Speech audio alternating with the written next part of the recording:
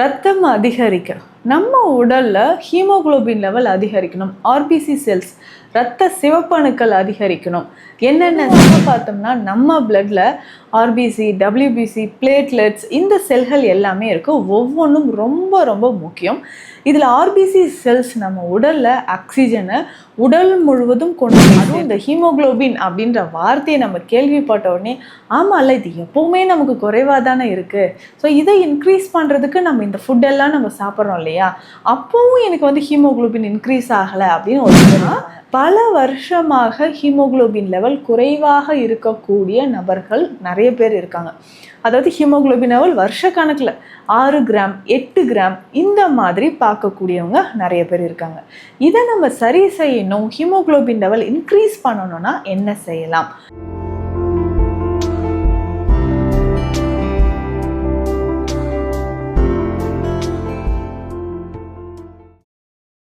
வரம் நேயர்களுக்கு வணக்கம். நான் டாக்டர் நித்யா, சித்தா ஃபிசிஷியன். ரத்தம் அதிகரிக்க நம்ம உடலில் ஹீமோகுளோபின் லெவல் அதிகரிக்கணும். ஆர்பிசி செல்ஸ் ரத்த சிவப்பணுக்கள் அதிகரிக்கணும். என்னென்ன செய்யலாம்? பொதுவாக பார்த்தோம்னா நம்ம பிளட்டில் ஆர்பிசி, டபிள்யூபிசி, பிளேட்லெட்ஸ் இந்த செல்கள் எல்லாமே இருக்குது. ஒவ்வொன்றும் ரொம்ப ரொம்ப முக்கியம். இதில் ஆர்பிசி செல்ஸ் நம்ம உடலில் ஆக்சிஜனை உடல் முழுவதும் கொண்டு போய் சேர்க்குது. அதே மாதிரி டீஆக்சினேட்டட் பிளட் இருக்கு இல்லைங்களா, கார்பன் டை ஆக்சைடு நிறைந்த ரத்தத்தை நம்ம உடல்ல இருந்து சுத்திகரிப்பு செய்யவும் நமக்கு ஆர்பிசி செல்ஸ் ரொம்ப ரொம்ப இம்பார்ட்டண்ட். அது மட்டும் இல்லாமல் உடலோட எல்லா இயக்கத்திற்குமே ஆர்பிசி அதில் இருக்கக்கூடிய ஹீமோகுளோபின் முக்கியம். அதுவும் இந்த ஹீமோகுளோபின் அப்படின்ற வார்த்தையை நம்ம கேள்விப்பட்ட உடனே ஆமாம்ல இது எப்போவுமே நமக்கு குறைவாக தானே இருக்குது, ஸோ இதை இன்க்ரீஸ் பண்ணுறதுக்கு நம்ம இந்த ஃபுட்டெல்லாம் நம்ம சாப்பிட்றோம் இல்லையா, அப்போவும் எனக்கு வந்து ஹீமோகுளோபின் இன்க்ரீஸ் ஆகலை அப்படின்னு ஒரு சிலர் இருப்பாங்க. ஆனால் பல வருஷமாக ஹீமோகுளோபின் லெவல் குறைவாக இருக்கக்கூடிய நபர்கள் நிறைய பேர் இருக்காங்க. அதாவது ஹீமோகுளோபின் லெவல் வருஷ கணக்கில் 6 கிராம் 8 கிராம் இந்த மாதிரி பார்க்கக்கூடியவங்க நிறைய பேர் இருக்காங்க. இதை நம்ம சரி செய்யணும், ஹீமோகுளோபின் லெவல் இன்க்ரீஸ் பண்ணணும்னா என்ன செய்யலாம்? குறிப்பிட்டு சொல்லணும்னா இந்த ஹீமோகுளோபின் லெவல் இன்க்ரீஸ் ஆகிறதுக்கான சில வழிமுறைகள், உணவு முறைகள் இருக்குது. இதனோட சேர்ந்து சில பயிற்சி முறைகளும் நம்ம ஃபாலோ பண்ணணும். அதில் ஒன்றுனா மூச்சு பயிற்சி அப்படின்னு நம்ம சொல்லக்கூடிய பிராணாயாம பயிற்சிகள். இந்த பிராணாயாமம் அப்படின்னு சொல்கிற இந்த விஷயம் நம்ம உடலில் ஹீமோகுளோபின் லெவல் இன்க்ரீஸ் ஆகிறதுக்கு இந்த பிராணாயாம பயிற்சிகள் ரொம்ப ரொம்ப முக்கியமாக பயன்படுது அப்படின்னு சொல்லலாம். பிராணாயாமம் அப்படின்னு சொல்கிறது தினமும் காலை நேரத்தில் நம்ம செய்தாவே உடலில் பல நோய்கள் நம்மளை விட்டு போகுது. முக்கியமாக லங் கெப்பாசிட்டி அது வந்து இன்க்ரீஸ் பண்ணுது. நல்ல டீப்பாக நம்ம வந்து மூச்சை இழுத்து வெளியே விடும்பொழுது அதில் இருக்கக்கூடிய ஆக்சிஜன் நம்ம உடல் முழுவதும் பரவ ஆரம்பிக்குது. இந்த ஆக்சிஜனை உடல் முழுவதும் கொண்டு போய் சேர்க்கறதுக்கு தான் நமக்கு ஹீமோகுளோபின் இம்பார்ட்டன்ட். பொதுவாக இந்த ஹீமோகுளோபின் அப்படின்னு பார்க்கும்போது ஹீமோக்ரிட் அப்படின்ற ஒரு லெவலும் பிளட் டெஸ்ட்டில் வந்து நோட் பண்ணி கொடுப்பாங்க. ஸோ எந்த அளவுக்கு நம்ம உடலில் ஹீமோகுளோபின் ஆக்சிஜன் கேரிங் கெப்பாசிட்டியோடு இருக்குது அப்படின்றத சொல்லக்கூடிய ஒரு அளவு தான் இந்த ஹீமோக்ரிட் அப்படின்னு சொல்கிறோம். இது ஆண்களுக்கும் சரி பெண்களுக்கும் சரி எந்த அளவில் இருக்கணும்ன்றதை நம்ம தெரிஞ்சுக்கணும். பொதுவாக பெண்களை பொறுத்த வரைக்கும் ஹீமோகுளோபின் லெவல் அப்படின்னு சொல்கிறது 13 கிராமுக்கு அதிகமாக இருக்கணும். அதே ஆண்களுக்கு அப்படின்னு பார்த்தோம்னா 14லேருந்து 15 கிராம் வரைக்கும் இருக்கணும். ஸோ இந்த மாதிரி ஹீமோகுளோபின் லெவல் நமக்கு சரியாக இருக்கும் பட்சத்தில் தான் உடலோட இயக்கமும் சரியாக இருக்கும். முக்கியமாக இந்த ப்ரெக்னென்சி டைமில் ஹீமோகுளோபின் லெவல் குறையாமல் பார்த்துக்கணும். அதே மாதிரி கல்லீரல், சிறுநீரகம் தொடர்பான பிரச்சனைகள் இருந்தாலும் ஹீமோகுளோபின் லெவல் நம்ம குறையாமல் பார்த்துக்கணும். ஸோ இந்த மாதிரி சமயங்களில் ஹீமோகுளோபின் லெவல் குறைஞ்சதுன்னா நம்ம உடலோட இயக்கமே கொஞ்சம் மாறுபாட்டு ஏற்பட்டு கொஞ்சம் பிரச்சனைகளை உண்டாக்குது. ஹீமோகுளோபின் நம்ம உடலில் குறையுதுன்னா எந்த மாதிரியான சிம்டம்ஸ் நமக்கு இருக்கும்? இது வந்து முக்கியமாக நம்ம கவனிக்க வேண்டிய விஷயம். ஹீமோகுளோபின் லெவல் குறைந்தால் முன்னரே சொன்ன மாதிரி மூச்சு விடுறதுக்கு கொஞ்சம் சிரமமாக இருக்கும். ஸோ மூச்சு வந்து பார்த்தோம்னா இழுத்து விடும்போது நமக்கு சில பிரச்சனைகள், அது மூச்சு ஷார்ட்னஸ் ஆஃப் ப்ரீத் அப்படின்னு சொல்லுவாங்க.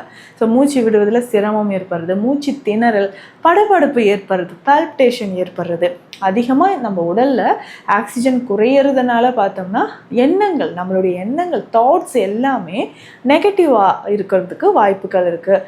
திரும்ப திரும்ப நம்ம வந்து நெகட்டிவ் தாட்ஸ் அதிகமாக வருது, ஓவர் திங்கிங், டிப்ரெஷன் அதிகமாக இருக்கிறது, இல்லை நிறைய பேரோட நம்ம வந்து ரொம்ப கோபமாகவே இருக்கக்கூடிய ஒரு நிலைமை. ஸோ இது எல்லாமே நம்ம உடலில் ஆக்சிஜன் லெவல் குறையிறதுனாலையும் ஹீமோகுளோபின் குறையிறதுனாலும் ஏற்படக்கூடியது. அதே மாதிரி பார்த்தோம்னா ரொம்ப தலைமுடி உதிர்தல் பிரச்சனையிலேருந்து நரைமுடி ஏற்படுறது, அதுக்கப்புறம் இர்ரெகுலர் பீரியட்ஸ். இந்த ஹீமோகுளோபின் லெவல் குறையிறதுனால பெண்கள் தான் அதிகமாக பாதிக்கப்படுறாங்கன்னு சொல்லலாம். ஸோ இர்ரெகுலர் பீரியட்ஸ் வந்து நிறைய பெண்களுக்கு ஏற்படுது. வெள்ளைப்படுதல் பிரச்சனை இருக்கிறது, நகங்கள் உடையிறது, கொஞ்சம் தூரம் நடந்தாலே மூச்சு வாங்குற மாதிரியான ஒரு உணர்வு, இது எல்லாமே ஹீமோகுளோபின் குறைவால் ஏற்படுறது. நம்ம ஹீமோகுளோபின் லெவல் இன்க்ரீஸ் ஆகணும்னா நம்ம கவனத்தில் வைக்க வேண்டியது நம்மளுடைய ஸ்ப்ளீன். இந்த ஸ்ப்ளீனோட இயக்கம் எப்படி இருக்குது, மண்ணீரலோட இயக்கம் எப்படி இருக்குது, நம்மளுடைய போன் மேரோ. ஸோ போன் மேரோ வந்து கரெக்டாக நமக்கு போதுமான சத்துக்கள் நமக்கு இருக்கான்றதை பார்க்கணும். ஏன்னா இது ரெண்டும் தான் நமக்கு ஹீமோகுளோபினுக்கு ஒரு முக்கியமான ஒரு உறுப்புன்னு சொல்லலாம். இது உற்பத்தி ஆகிறதுக்கு, ஆர்பிசி செல்ஸ் உற்பத்தி ஆகிறதுக்கு. ஸோ இதனால தான் வந்து பார்த்தோம்னா நான்வெஜ் சாப்பிடும்போது சுவரொட்டி அப்படின்ற ஒரு விஷயம். ஸோ ரொம்ப வீக்காக இருக்காங்க, ப்ரெக்னென்சி டைம்லலாம் ஹீமோகுளோபின் லெவல் ரொம்ப வீக்காக இருக்குது அப்படின்னா ஆட்டு சுவரொட்டியை சாப்பிடுவாங்க. அதே மாதிரி இல்லைங்க, நான் வந்து பியூர் வெஜிடேரியன், அப்போது வெஜிடேரியனாக இருக்கும்போது என்ன உணவுகள் நான் வந்து சாப்பிட்டா கிடுகிடுன்னு எனக்கு ஹீமோகுளோபின் லெவல் இன்க்ரீஸ் ஆகும், அதையும் நான் சொல்கிறேன். இதில் ஃபஸ்ட்டு அப்படின்னு பார்த்தோம்னா கீரை வகைகள்.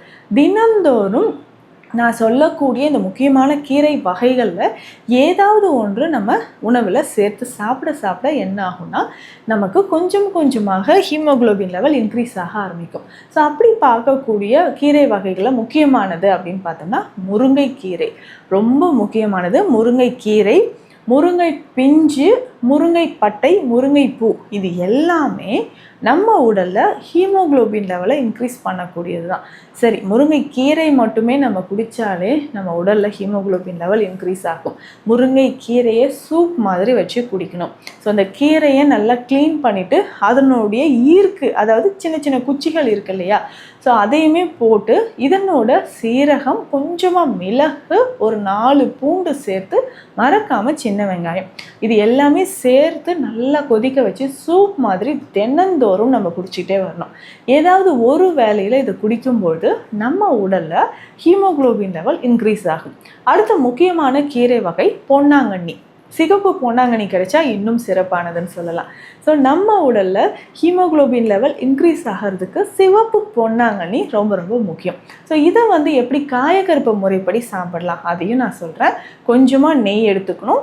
நெய் வந்து விட்டு அதில் ஒரு 1/2 ஸ்பூன் அளவுக்கு சீரகம் சேர்த்துடணும்.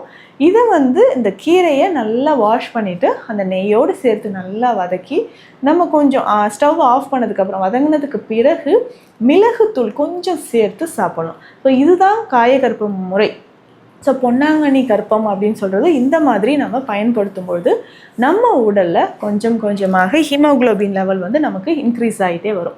ஸோ இதை தொடர்ந்து பார்த்தோம்னா கரிசலாங்கண்ணி, மறக்காமல் கரிசலாங்கண்ணியை நம்ம உணவில் சேர்த்துக்கணும். ஸோ இந்த கரிசலாங்கண்ணியை பொறுத்த வரைக்கும் உடலில் ஹீமோகுளோபின் லெவல் இன்க்ரீஸ் ஆகிறதுக்கும், மண்ணீரல் தொடர்பான பிரச்சனைகளை சரி செய்கிறதுக்கும், லிவர், கல்லீரல் தொடர்பான பிரச்சனைகளை சரி செய்கிறதுக்கும், நம்ம உடலில் ரத்தத்தை வந்து விருத்தி செய்கிறதுக்கும் கரிசலாங்கண்ணி ரொம்ப முக்கியமான ஒரு கீரை வகை. ஸோ இதையும் நம்ம தவறாமல் தினந்தோறுமோ இல்லை வாரத்தில் 2-3 நாட்களோ நம்ம பயன்படுத்தலாம். சித்த மருத்துவத்தில் திராட்சாதி குடிநீர் அப்படின்ற ஒரு மருந்து இருக்குது. ஸோ பொதுவாகவே இந்த கீரை வகையிலெல்லாம் என்னால் முடியலைங்க, வேறு ஏதாவது மருந்து மாதிரி இருக்கா அப்படின்னு சொன்னால் இந்த திராட்சாதி குடிநீர் ரொம்ப ஒரு முக்கியமான ஒரு மருந்துன்னு சொல்லலாம். இந்த திராட்சாதி குடிநீரை வந்து கஷாயம் மாதிரி இருக்கும். ஜஸ்ட் நம்ம அதை தண்ணியில் கலந்து குடிச்சிட்டு வந்தாலே போதும். ஒரு நாளைக்கு 2 முறை இந்த திராட்சாதி குடிநீரை நம்ம பயன்படுத்தணும். ஸோ இது வந்து ரொம்ப ஈஸி தான். இது வந்து திராட்சாதி குடிநீர் இல்லைன்னா திராட்சாதி கஷாயம்னு கேட்டாவே கிடைக்கும். இதை வந்து ஒரு 10 ml அளவுக்கு தண்ணீரில் கலந்து ஒரு நாளைக்கு 2 வேளை நம்ம குடிச்சிக்கிட்டே வரும்பொழுது நம்ம உடலில் ஹீமோகுளோபின் லெவல் கொஞ்சம் கொஞ்சமாக இன்க்ரீஸ் ஆக ஆரம்பிக்குது.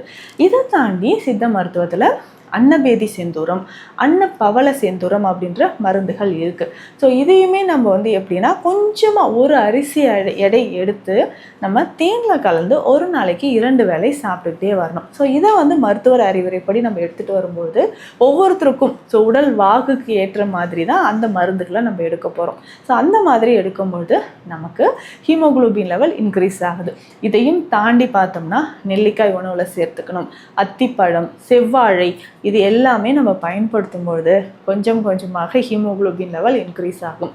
ஏன்னா நம்ம உடலில் முக்கியமாக பார்த்தோம்னா ரத்தம் ஹீமோகுளோபின் இல்லைன்னா நிறைய மெட்டபாலிசமே நடக்காதுன்னு சொல்லலாம். ஏன்னா சாப்பிட்ற உணவு எங்கே போகுதுன்னே தெரியல அப்படின்னு ஃபீல் பண்ணிங்கன்னா ஹீமோகுளோபின் ரொம்ப முக்கியம். ஸோ ஹீமோகுளோபின் குறைவாக இருக்கக்கூடிய பெண்கள் நான் சொன்ன இந்த சித்த மருத்துவ குறிப்புகளை ஃபாலோ பண்ணும்போது ரொம்ப ஈஸியாக நமக்கு ஹீமோகுளோபின் லெவல் இன்க்ரீஸ் ஆகும். இந்த பதிவு உங்களுக்கு பயனுள்ளதாக இருக்கும்னு நினைக்கிறேன். இல்லை இது தொடர்பாக ஏதாவது மருத்துவ ஆலோசனைகள் தேவைப்பட்டால் ஸ்க்ரீனில் இருக்கிற நம்பருக்கு காண்டாக்ட் பண்ணுங்கள். நன்றி.